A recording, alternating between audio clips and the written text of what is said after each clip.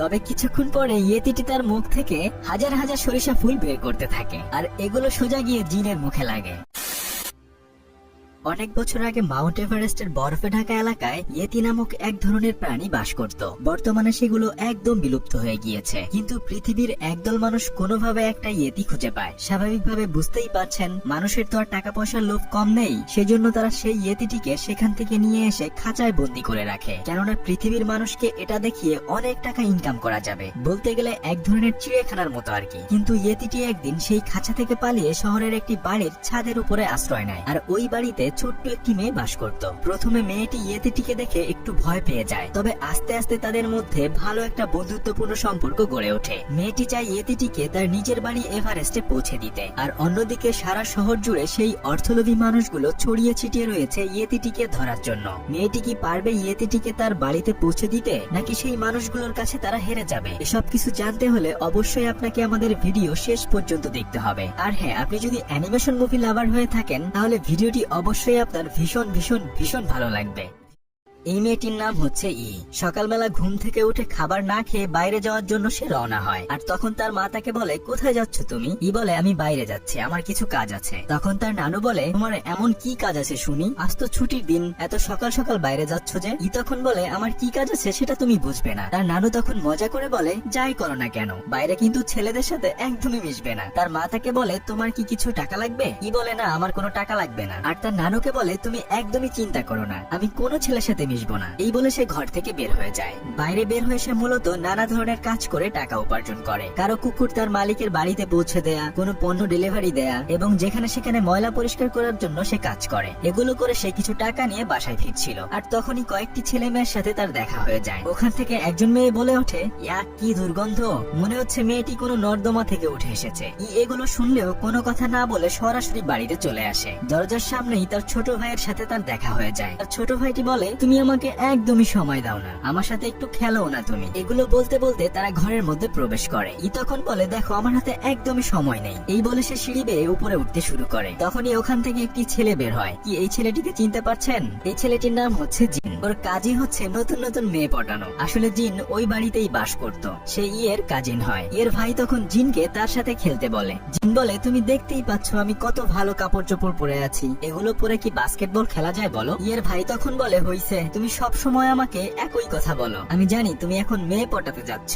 যাই হোক, ই আস্তে আস্তে রুমে প্রবেশ করে। তখন তার মা তাকে বলে, চলো আজকে রাতে সবাই মিলে আমরা একসাথে রাতের খাবার খাই, তারপর তুমি আমাদেরকে ভায়োলিন বাজিয়ে শুনিও। ই তখন বলে, আমার একদমই ক্ষুধা নেই, তোমরা খেয়ে নিও। ও হ্যাঁ, আমি আমার ভায়োলিনটি বিক্রি করে দিয়েছি। এই বলে সে তার রুমে প্রবেশ করে। রাতের বেলায় তার মা তাকে মাথায় হাত বুলিয়ে আদর করে ঘুম পাড়িয়ে দেয়। যখনই তার মা রুম থেকে বের হয়ে যায়, ঠিক তখনই সে বিছানা থেকে উঠে জানালা দিয়ে মই বেয়ে ছাদের উপরে চলে আসে। সেখানে সে নিজের মতো করে ছোট্ট একটি ঘর তৈরি করেছে। ছোটবেলায় আমরা এমন প্রত্যেকেই করেছি, তাই না? যাই হোক, সেই ঘরের দেয়াল জুড়ে চীনের একটি মানচিত্র রয়েছে, আর বিশেষ করে চীনের এইসব জায়গা যাওয়ার জন্যই সে টাকা জমাতে থাকে। এরপর সে তার ভায়োলিনটি বের করে ছাদের এক কোনায় গিয়ে নিজের মতো বাজাতে থাকে। ঠিক তখনই তার মাথার উপর দিয়ে একটি হেলিকপ্টার উড়ে যায়, আর তখন সে হেলিকপ্টারের বাতাসে নিচে পড়ে যায়। তার ভায়োলিনটি দূরে ছিটকে পড়ে গেলে সেখান থেকে সে ভায়োলিনটি আনতে গেলে একটা প্রাণীর হাত দেখতে পায়। এটা দেখে সে প্রথমে ভয় পেয়ে যায়। এরপর লুকিয়ে লুকিয়ে সে ভায়োলিনটি যখনই নিয়ে আসবে, ঠিক তখন বিশাল একটা প্রাণী বের হয়ে আসে। আসলে এটা একটা ইয়েতি।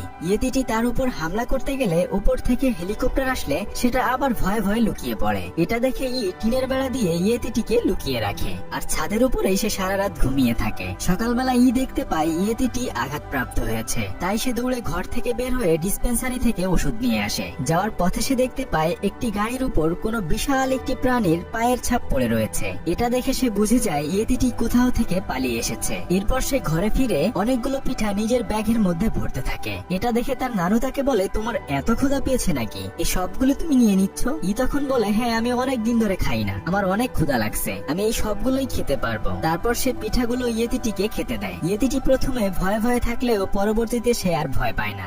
ইয়েতিটির হাতে ব্যান্ডেজ করে দেয়। এরপর সারাদিন ইয়েতিটির থাকার জন্য ভালো একটা ঘর তৈরি করে দেয়। সে রাতের বেলায় ভায়োলিন বাজিয়ে ইয়েতিটিকে গান শোনাতে থাকে। ছাদের ওখানে একটি বিলবোর্ডে এভারেস্টের একটি ছবি টাঙানো ছিল। এক পর্যায়ে ইয়েতিটি ছবির দিকে ইশারা করতে থাকে। তখনই জিজ্ঞেস করে, এটাই কি তাহলে তোমার ঘর? ইয়েতিটি তখন মাথা নাড়িয়ে জবাব দেয়। তারপরই গুগল করে ইয়েতি সম্পর্কে সবকিছু জানতে থাকে। সে তখন বলে, হায় হায়, 1000 বছর আগে যে প্রাণী বিলুপ্ত হয়ে গিয়েছে সেই প্রাণী এখন আমার ছাদের উপরে রয়েছে। কিন্তু ওদিকে একজন বস তার গুন্ডা পান্ডাদের বলতে থাকে, তোরা যদি প্রাণীটিকে খুঁজে না দিতে পারিস তাহলে তোদের সবাইকে আমি দারোয়ান বানিয়ে দেব। যাই হোক, এদিকে ইয়েতিটি ঘুম থেকে উঠে একা একা খেলতে থাকে।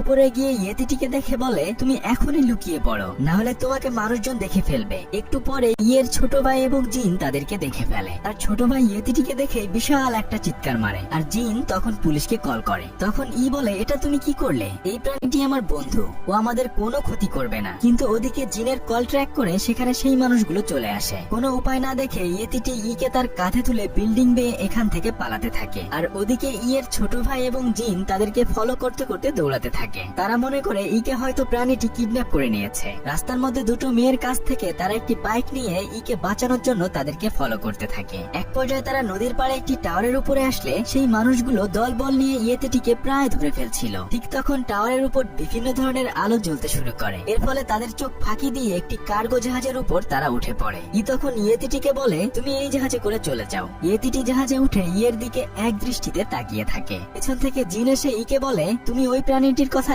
একদম চিন্তা করবে না, ওকে ওর মতো চলে যেতে দাও। তখন 7-5 না ভেবে লাফ দিয়ে ইয়েতিটির সাথে সেই জাহাজে উঠে পড়ে। আর তখন কে বাঁচানোর জন্য তার ছোট ভাই এবং জিনও জাহাজে উঠে পড়ে। কিন্তু ওদিকে সেই মানুষগুলো ইয়েতিটিকে হারিয়ে রাগে দুঃখে ফুলতে থাকে। এই বৃদ্ধ ব্যক্তিটির নাম হচ্ছে মিস্টার বার্নিশ। সে তখন বলতে থাকে, আমরা কিভাবে প্রমাণ করব যে ইয়েতি এখনো বেঁচে আছে? আমি অনেক সাংবাদিক এবং বিজ্ঞানীদেরকে আমন্ত্রণ করেছিলাম, আমার সমস্ত আশা সবকিছু শেষ হয়ে গেছে। আসলে মিস্টার বার্নিশ নানা ধরনের বিলুপ্ত প্রায় প্রাণী নিয়ে কাজ করে থাকে। একটু পরেই তার একজন লোক এসে বলে, গতকালকে নাকি ফেরিঘাটে একটা জাহাজে একটি বিশাল প্রাণী এবং বাচ্চাকে দেখতে পাওয়া গেছে। মিস্টার বার্নিশ তখন বলে, যে করেই হোক ওই প্রাণীটি আমার চাই।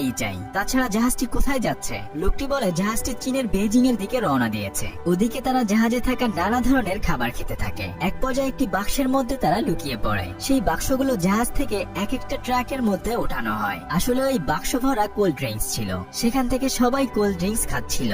এক পর্যায়ে একটা বোতলের যখন কোল্ড ড্রিঙ্কস শেষ হয়ে যায় তখন ইয়েতিটি ওটা ঝাঁকি দিয়ে খাওয়ার সময় বাক্স সহ তারা রাস্তার মধ্যে পড়ে যায়। এরপরে তারা রাস্তার পাশে একটি বাগানে আশ্রয় নেয়। কিন্তু হঠাৎ করে ইয়েতিটি এক ধরনের গর্জন শুরু করে দেয়। আসলে ইয়েতিটির কাছে বিশেষ ধরনের সুপার পাওয়ার রয়েছে। কিছুক্ষণ পরেই দেখা যায় ছোট ছোট ফলগুলো নিমেষেই বড় হয়ে গিয়েছে। তখন তারা সেগুলো খেতে থাকে। কিন্তু মজার ব্যাপার হচ্ছে ফলগুলো এতই বড় হয় যে এরপর তারা সবাই ভয়ে সেখান থেকে দৌড়াতে থাকে। এক এক কালারের এক একটা ফল তাদের গায়ে পড়লে সেগুলো ফাটতে শুরু করে। এরপর বহু কষ্টে তারা সেখান থেকে একটি জায়গায় আশ্রয় নেয়। আর সেখানে তাদের রাত হয়ে যায়। জিন কে বলে, সকাল হলে আমি বাড়িতে চলে যাব। এই প্রাণীর পিছে পড়ে থেকে আমি আমার সময় নষ্ট করতে চাই না। তখন বলে, তুমি পরিবারের গুরুত্ব কতটা বুঝো? আমি চাই যেভাবেই হোক না কেন এই প্রাণীটিকে ওর মা বাবার কাছে পৌঁছে দেব। জিন তখন মোবাইলের নেটওয়ার্ক পাওয়ার জন্য এদিক সেদিক ঘোরাঘুরি করতে থাকে। কিন্তু এর ছোট ভাই ইয়েতিটির সাথে খেলা করতে থাকে। এরপর তারা সবাই মিলে ঘুমিয়ে পড়ে।